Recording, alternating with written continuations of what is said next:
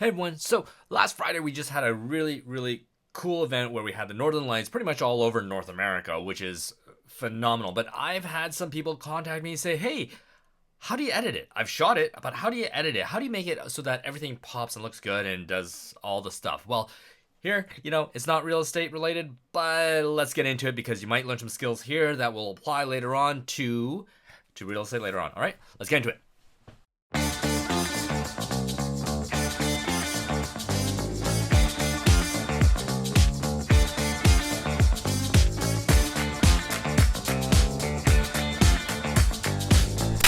Okay, let's just jump right into Lightroom here. And I've got this image.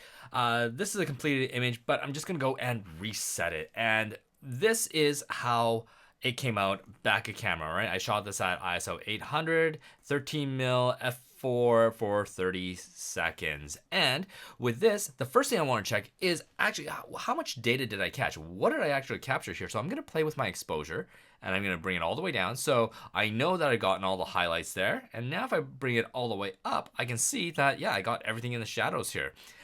So I can actually see the green in the trees, which is quite incredible considering how dark it is there.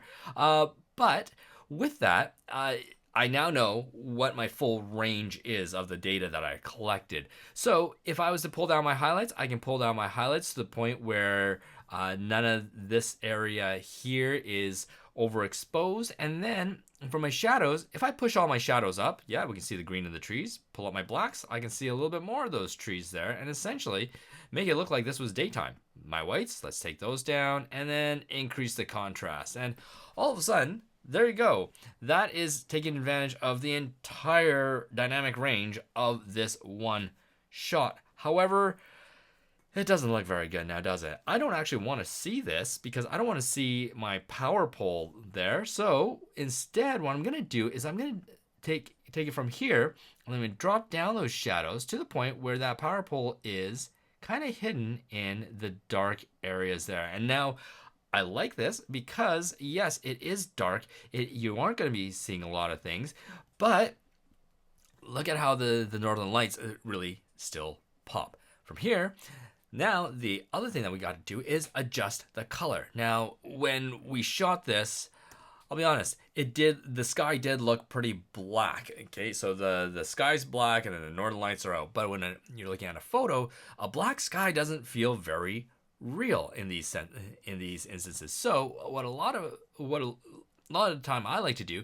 is to just adjust that temperature down just to the point where if you look up here now in the top left where there's sky, that sky is blue, and then everything else that's dancing in there, that's the Northern Lights, and that is where your attention goes. So now that I've got the background blue color going, now I get to adjust the green and purple, because with the Northern Lights, most of the color that you're gonna see out there are oscillating between the greens and the purples and maybe a little bit of red depending on how much oxygen is being activated in the air. So here now we go up to the tint and adjust that to the point where it looks like what I remember, and it was a good mix of green and purples there. So I am going to keep it around here. I think that looks about real. This looks kind of like what I remember. It was very green on the bottom, very purple up in the top, and that is mostly about it. Now, if you go back and you also have an image where it's not quite as clean, then you can go down and let me see if I got one here. I think this one was one that didn't quite come up the way that I wanted it to. So with this, another way that you can start bringing in some of that color and some of that contrast is by using the dehaze on your in Lightroom. And again, from there, just adjust the colors to where they seem real, and that'll be that. So from here, you'll also notice that my horizon seems a little bit off, and we can use Command Option O to bring up this grid.